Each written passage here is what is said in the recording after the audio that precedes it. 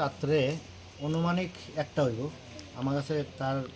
যার বাড়ি এটা আমার বন্ধুর বাড়ি রূপক দেব রায় সে তার খোয়াইতে একটা বাড়ি আছে এই বাড়িতে একটা অনুষ্ঠান এলে আজকে গেছে গতকালকে গেছে আর কি তো পাশের বাড়ির সুক্তা যে তাই আমার ফোন করছে অনুমানিক রাত্রে একটা হইব ফোন করার পরে যে এইরকম ঘটনা আমরা আইসি আইয়া ফারাদা রেখে গেছিলাম রাজু বইয়া নাম তার ফারাদা রেখে গেছিলো তার কাছ থেকে আবার যতটুকু শুনছি প্রায় চারজন অনুমানিক চারজন হয়েছে চারজন কালো কাপড় পরা মুখে কালো কাপড় বাঁধা তারে প্রথম মুখে কাপড় দিচ্ছে তার কাপড় দিয়া তারপরে রশি দিয়া তারা বাঁধছে বাঁধার পরে রশির মধ্যে তার যে রশি দিয়ে বাঁধছে রশির মধ্যে হাত দিয়ে এমনি রশিতে আটকাইছে আটকাইয়া চারজন লোক দস্তা করে লাস্টে তার মাথার দুই চারটা বাড়ি মারছে আমি আজকে মাথা দিয়ে প্রচণ্ড রক্ত পরে শরীর রক্ত পরে আস্তা শরীর কাঁপের চারজনরে মানে কটকাইয়া দৌড়িয়া টিন ভাঙ্গিয়া পাশে বাড়ি সুপ্তার বাড়ি গেছে সুপ্তার বাড়ি গিয়া বারিন্দাত পড়ছে ওইটা দিদি হয়ে চিৎকারছে দিদি রূপকদার বাড়ি বাঁচাও তখন তাই আমরা ফোন করছি এরপর আমরা আইলাম আইয়া যা দেখলাম যে টিন বাইঙ্গা খুব সময় ঢুকিয়া আবার পেছন দিকে বার হয়ে গেছে মানে কোনো কিছু নিতে পারছে কি না এখন তো আমরা কইতে পারতাছি না ঘরটা খোলা না হইলে মালিকটা না আইলে কি নিছে না কিছু বুঝতেছি না হ্যাঁ আপাতত তো বাড়িতেই কিছু বোঝা চাইতেছে না আর ওই পাহাদার যিনি আসছিলেন ওনার অবস্থা পাহারাদার তো কদমতলা হাসপাতাল রাত্রে আমরা সঙ্গে সঙ্গে ফায়ার ব্রিগেড ডাক্তার পাঠাইছি এবার কদমতলা হাসপাতাল থেকে সেলাই টেলাই দিয়া খুব সময় 9টা সেলাই লাগছে মাথায় হ্যাঁ সেলাই দিয়া এরপরে ধর্মনগর হসপিটাল বর্তমানে আছে এলাকাবাসী হিসাবে আপনারা প্রশাসনের নিকট কি দাবি রাখবেন মানে এলাকাবাসী হিসাবে প্রশাসনের কাছে দাবি কি রাখবো পরপর প্রতিনিয়ত কারো বাড়ি সন্ধ্যাবেলা কারো বাড়ি রাত্রেবেলা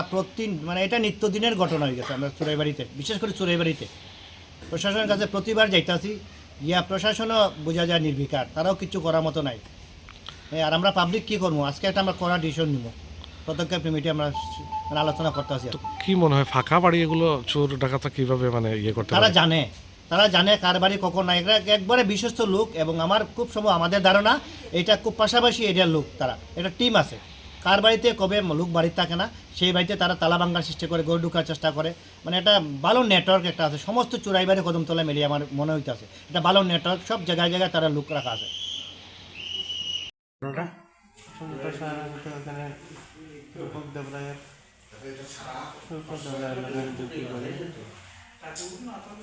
वाइफ गए हमारा कोई सारा जुगाई ड्यूटी 4-5 दिन करिया दिए আমি ডিউটিতে আসলাম সারা ডিউটির সময় 12টার সময় এরকম মোবাইল দেখতে আসলাম আমরা মুখটাকে একটু চোখটা মানে লাগছে না মানে মোবাইলটা কাই থেকে দেখতে আসলাম যাতা মারিয়ে ধরছে মুখ বন্ধ করে দিছে পা হাত ধরছে সারা উবুর করে দিছে উবুর করে পেজ দিলেইছে গলাত এবারে পিছন দিক থেকে ছুড়া দিয়ে মারছে সেটা মারছে হাত পা খাটাই দিছে এবারে লাগাবাড়ি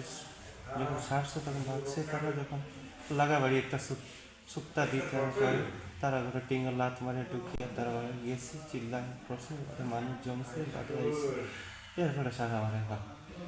ধর্মান্ড কদম তলা গিয়েছে ফায়ার ব্রিগেডে কোন সময় ঘটনাটা হয়েছে ঘটনা হয়েছে স্যার 12টা থেকে 1টা পর্যন্ত ভিতরে স্যার আমার সঙ্গে বেজার সময় প্রস্তাব করছি হয়েছে স্যার কজন আসলো 3 জন আসলো স্যার যেসব মাথার বাড়ি মারছে তো মাথা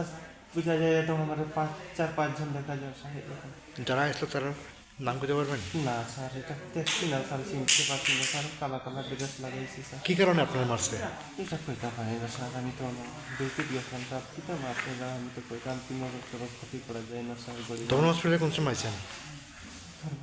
আমি এটা কইতাম পারি স্যার আমি তো অজ্ঞান রকম হয়েছে তাইতে 2টা বাজে গেছে রাত্র এটা এখন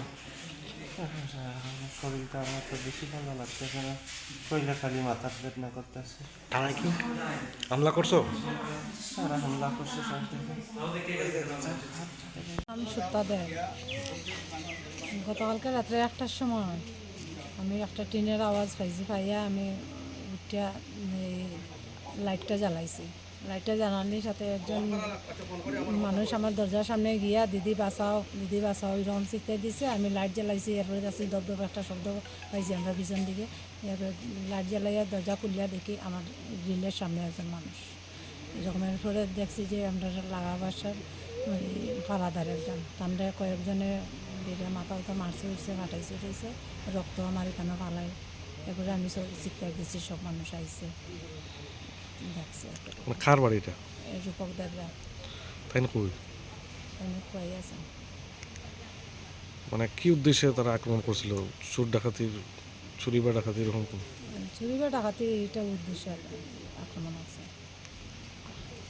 তারপরে তারা কই নিয়ে যাওয়া হয়েছে? তারপরে তো ফায়ার ব্রিগেড আইছে, মানুষ আইছে, থানাও আইছে, এরা